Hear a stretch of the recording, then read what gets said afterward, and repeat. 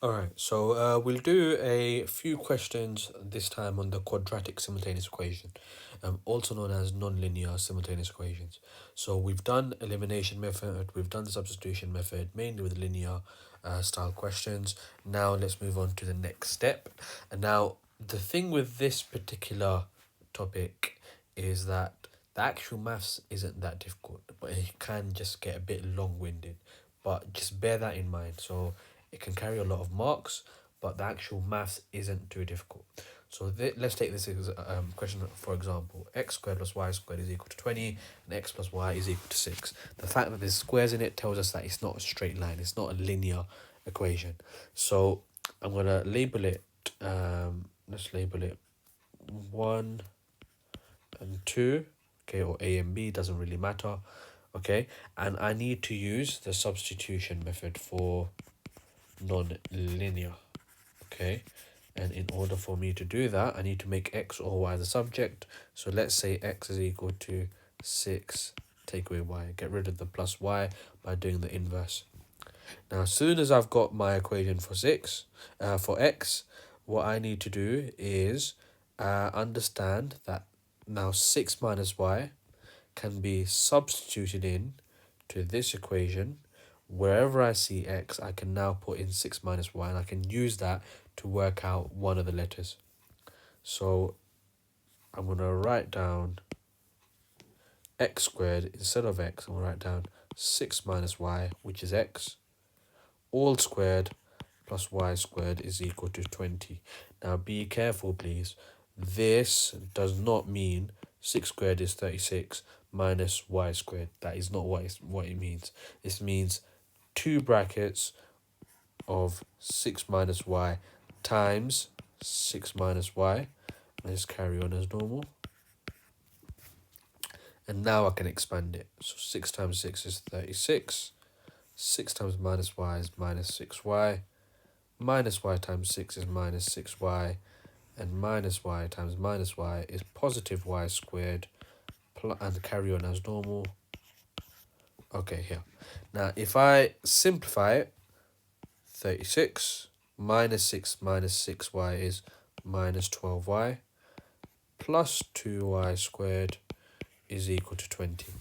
Now, what you should have noticed by now is this is the same format as a quadratic equation, okay? The quadratic equation is always in the form ax squared plus bx plus c is equal to 0.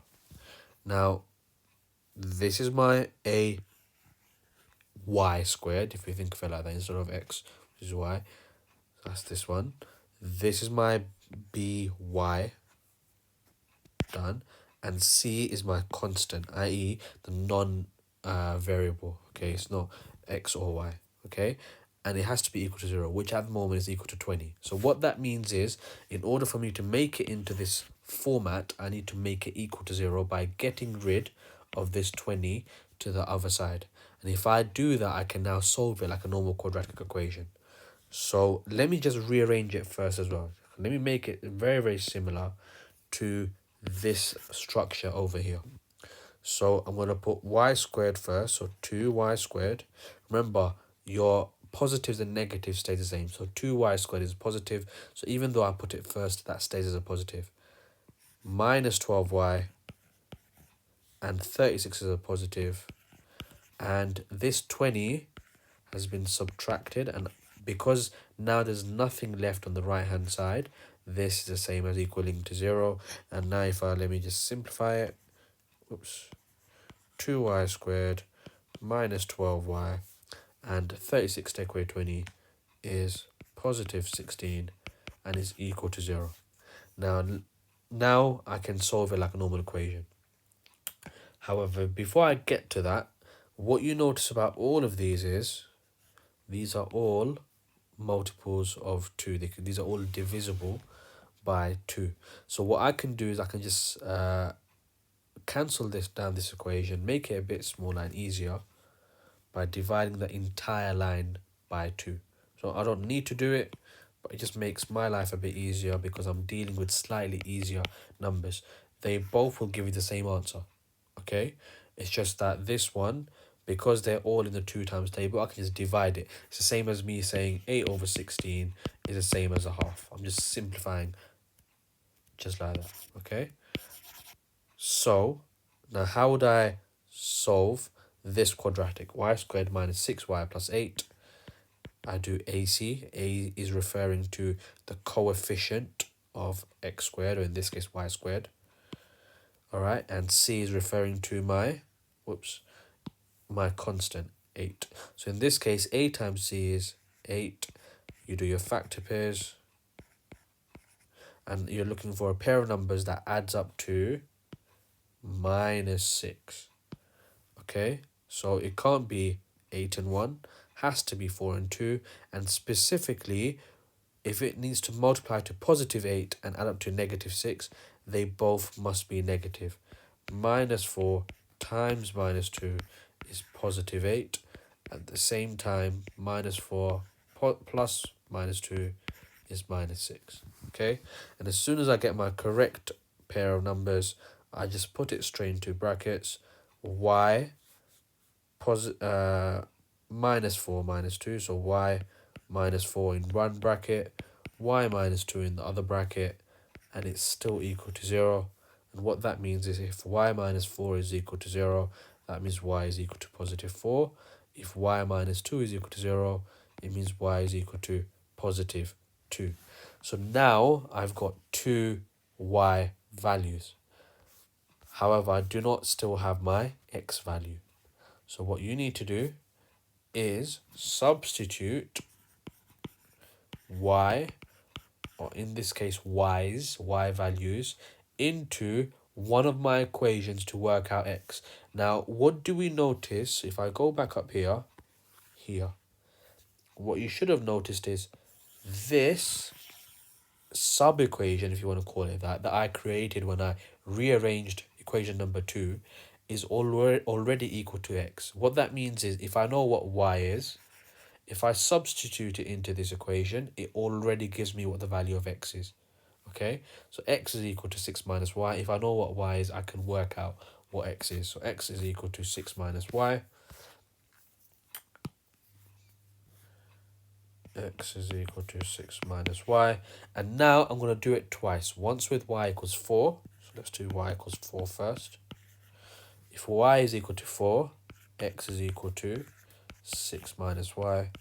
So let me now substitute in y as 4, which means x is equal to 2.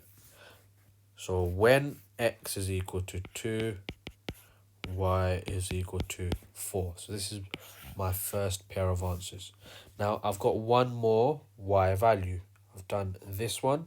I haven't done y is equal to 2. So I again substitute in into x equals 6 minus y. But this time y is 2, so 6 minus 2 is equal to 4.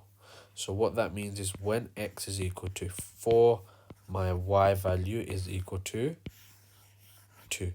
So I've now got altogether 4 different values, 2x and 2y.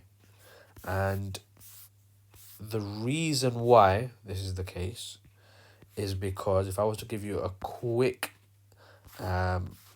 sketch of what this actually looks like as an on a graph, this x squared plus y squared is equal to 20 is actually an equation of a circle.